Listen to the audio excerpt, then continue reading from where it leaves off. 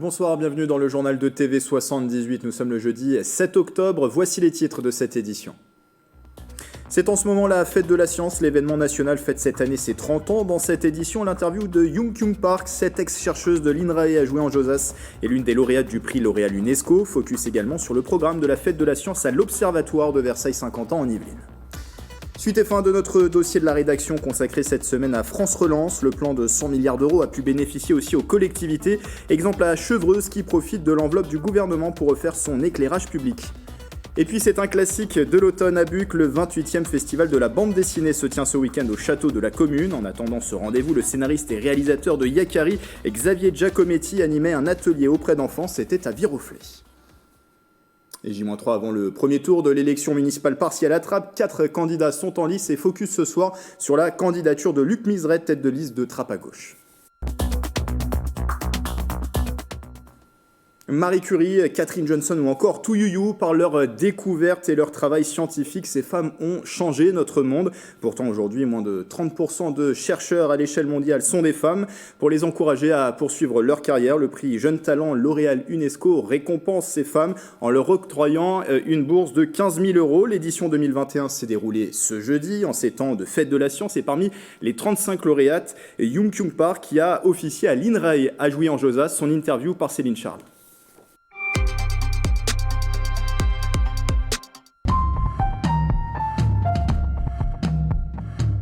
Really encouraging all other women to continue their work in science and don't give up their career in the middle of the parcours.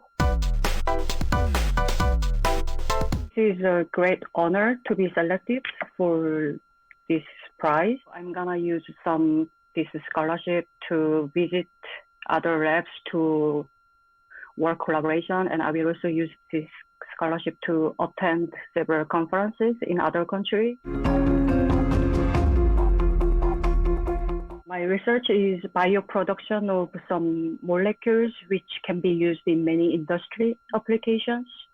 So basically all the materials now we are using in our life is coming from petroleum, but actually we can also make this compound from microorganisms, and we can also make environmentally friendly production system by microorganisms.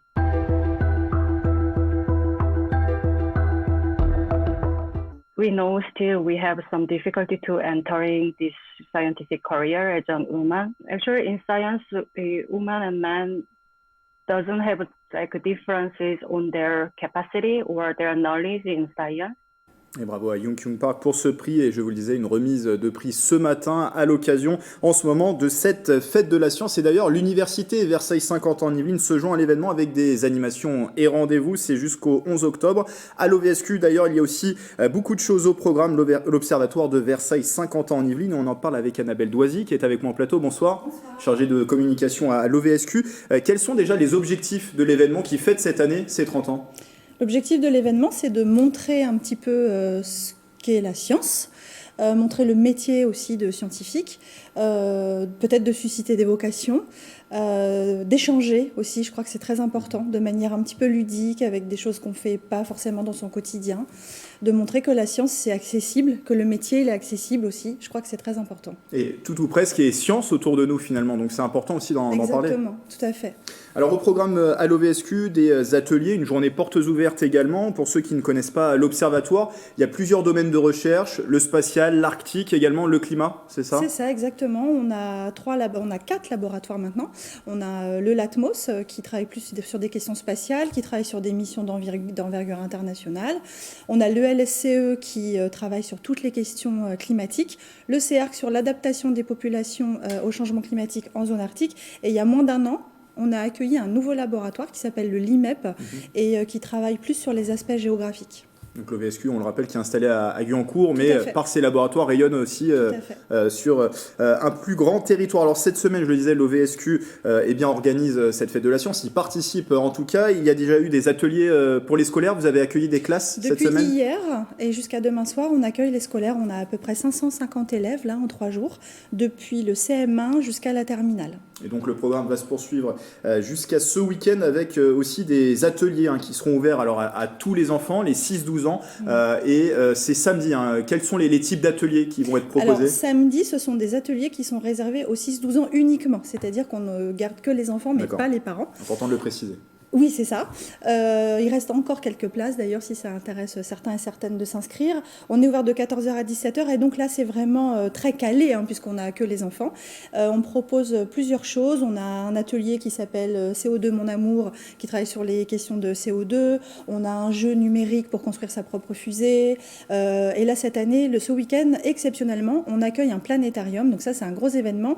On a fait un partenariat avec l'association Planète Science, qui nous loue un planétarium. C'est une structure gonflable et là on est vraiment dans un vrai planétarium. Ça va vraiment avoir un grand succès, je pense. Un atelier aussi également autour de l'UVSQ-SAT, ce nanosatellite sur lequel a travaillé le Latmos. On pourra parler de cette thématique aussi tout à fait. À travers Dimanche, ces ateliers. Oui, tout à fait, exactement. Parler de l'actualité du VSQ-SAT qui a été donc envoyé en janvier dernier et qui envoie régulièrement évidemment des informations qui passent au-dessus de nos têtes tous les jours. Donc c'est vraiment très intéressant en local, si j'ose dire, de pouvoir faire ce genre d'atelier. On pourra accéder à la salle de contrôle, à la salle de contrôle du VSQ-SAT, tout à fait. Et si vous tombez bien, à la bonne heure, vous pourrez voir sur les écrans que UVSQ-SAT passe au-dessus de Guyancourt. Vous le disiez, plusieurs laboratoires au sein de cette OVSQ. Je précise juste, on va voir les images, qu'il y a également un escape game qui est proposé du côté du LSCE. Vous le disiez, c'est le laboratoire des sciences du climat et de l'environnement. Avec sa grande carothèque, c'est un escape game qui est proposé ce samedi. Vous retrouvez tout le programme sur le site internet de l'OVSQ. Et dimanche, le programme va se refermer avec une grande journée portes ouvertes à l'OVSQ. C'est ça, de 10h à 18h. Donc là, pas besoin de réserver. Vous venez en famille, il y en aura pour tout le monde, les petits, les grands. On a 14 ateliers différents. On a du spatial, du climat, de l'arctique. On a des choses numériques, des jeux vidéo. On a aussi des choses plus classiques. On peut mesurer le CO2 dans une pièce. On a un atelier aussi de qualité de l'air, c'est-à-dire essayer de comprendre un peu mieux dans nos maisons ce qui se passe quand on ouvre un dissolvant, quand on fait le ménage. Enfin, voilà, des choses très techniques. Il y en a pour tous les goûts. Il y a 14 ateliers. Et c'est un classique d'accueillir aussi ce public pour cette fête de la science. J'imagine que du côté de l'OVSQ, on est plutôt content de réaccueillir ce public. Il y a eu forcément ces mois contraints par la crise sanitaire de confinement. On est content. On ne l'a pas fait l'année dernière, malheureusement. On était très malheureux. Donc la dernière fête de la science, elle date d'il y a 2 ans maintenant.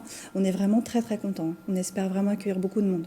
On a suivi aussi récemment l'actualité de l'OVSQ. Alors, on a parlé du VSQ-SAT. Il y avait aussi une autre actualité, c'est la mission Persévérance qui a atterri sur Mars en février. C'était le 18 février dernier. Oui. Le Latmos a travaillé sur l'outil Supercam. Oui.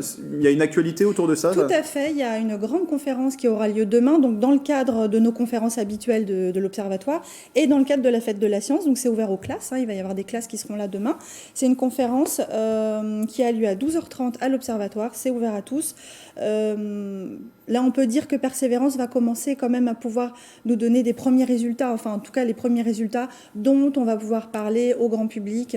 Donc c'est Franck Montmessin, un directeur de recherche au Latmos, qui va tenir cette conférence demain midi. Donc vous en avez parlé, ce programme ouvert à tous, alors ça dépend, il y a des ateliers qui sont pour les 6-12 ans le samedi. Oui. Est-ce que c'est sur inscription quand même si c'est ouvert au public, aux 6-12 ans? Vous parlez de la conférence de demain? La conférence de demain ou même le programme d'animation en général? La conférence de demain, là, on est jeudi soir, donc pas de souci, on vient, on sera accueillis, il n'y a aucun problème. Samedi, il faut bien sûr s'inscrire, parce qu'il y a la sécurité des enfants qui est en jeu. Et dimanche, on ne s'inscrit pas, on vous accueille directement à l'accueil de l'Observatoire. Et comme on a 14 ateliers qui durent 30 minutes chacun, bien sûr, il va falloir choisir en fonction de vos envies, du temps dont vous disposez, de l'âge de vos enfants si vous en avez, etc. Et là, on va vous proposer un programme rien que pour vous. Et donc ce programme, on le retrouve sur le site internet qui s'affiche en bas de l'écran. Merci Annabelle Doisy d'être venue en parler en plateau, chargée de communication pour l'OVSQ, l'Observatoire, je vais y arriver, de Versailles-Saint-Quentin en Yvelines, une fête de la science, je vous le disais, qui est à l'UVSQ, l'Université Versailles-Saint-Quentin, va se dérouler jusqu'au 11 octobre. Un programme complet également au programme avec des visites aussi insolites, l'Institut Lavoisier de Versailles, le GEMAC également, un groupe d'études de matière condensée qui vous accueille pour des visites insolites. Tout le programme, je vous le disais, sur le site internet de l'UVSQ. Au chapitre politique, le premier tour de l'élection municipale partielle à Trappes. Les électeurs sont appelés aux urnes après l'invalidation du résultat du scrutin de 2020. Et parmi les 4 candidats en lice, Luc Miseret pour Trappes à gauche. L'ancien conseil municipal était sur le marché de la commune hier pour rencontrer les habitants. Le reportage de Céline Charles et de Patrick Jacques de Dixmude. Trappes à gauche, la liste conduite par Luc Miseret est en campagne. À quelques jours du premier tour de l'élection municipale partielle, le candidat distribue des tracts pour présenter son programme aux trappistes. La candidature qu'il propose est une alternative de gauche, proposée dans une optique d'apaisement. On a souhaité donner une alternative de gauche. On a des tas de personnes qui nous disent heureusement que vous êtes présentés, sinon on ne serait pas allé voter. Il y a des gens qui sont un petit peu lassés des polémiques et qui aimeraient, et c'est bien légitime, qu'on parle un peu plus de leurs problématiques à eux. Trappes à gauche s'articule autour de 12 priorités, de la revitalisation des quartiers à la jeunesse et l'éducation, en passant par un travail sur la pauvreté. Nos propositions concrètes, c'est travailler sur la revitalisation des quartiers, c'est-à-dire remettre de la présence humaine dans les quartiers. C'est travailler sur une véritable démocratie, c'est-à-dire mieux associer les gens. Sur l'éducation, un plan massif pour la formation des animateurs. Au premier tour de l'élection municipale partielle de 2020 à Trappes, le taux d'abstention était de 65,90%. Face à ce constat, Luc Miseret affiche une volonté, inviter au vote. Comme il y a eu beaucoup de caricatures de notre ville, ça n'incite pas forcément les gens à aller voter.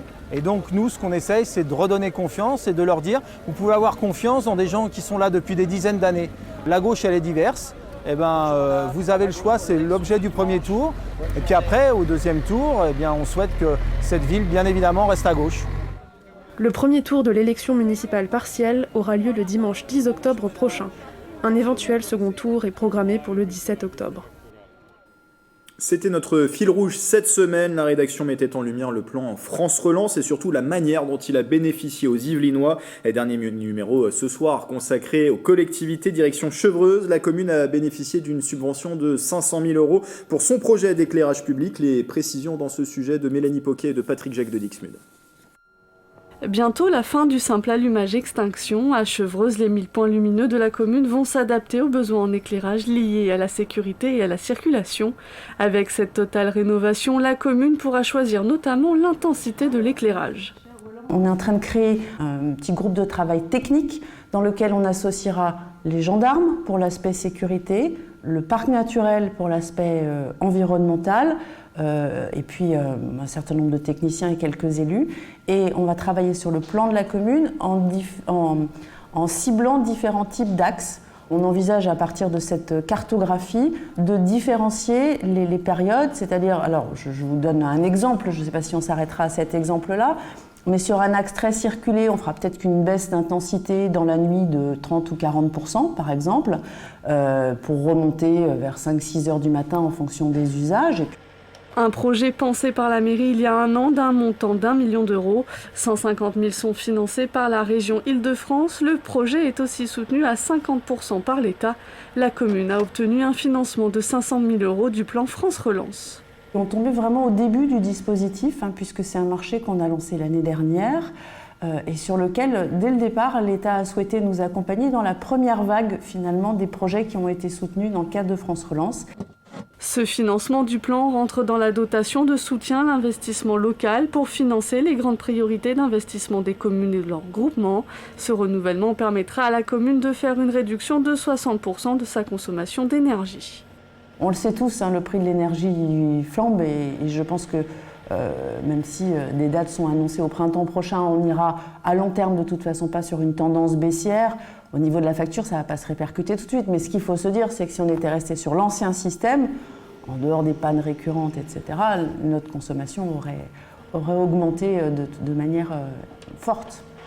80 collectivités territoriales dans les Yvelines se sont vues attribuer des fonds de France Relance. D'un budget de 100 milliards d'euros sur 2 ans, 30 milliards de ce plan sont dédiés à la transition écologique. Avant de vous laisser un atelier BD et cinéma, il était proposé ce mercredi à la bibliothèque de Viroflay. Une vingtaine d'enfants a pu y participer en compagnie d'un invité de marque, Xavier Giacometti, scénariste et réalisateur de Yakari. La rencontre est un avant-goût du festival de la bande dessinée qui va se tenir ce week-end à Buc. Célia Gatsongo et Gabriel Gontier.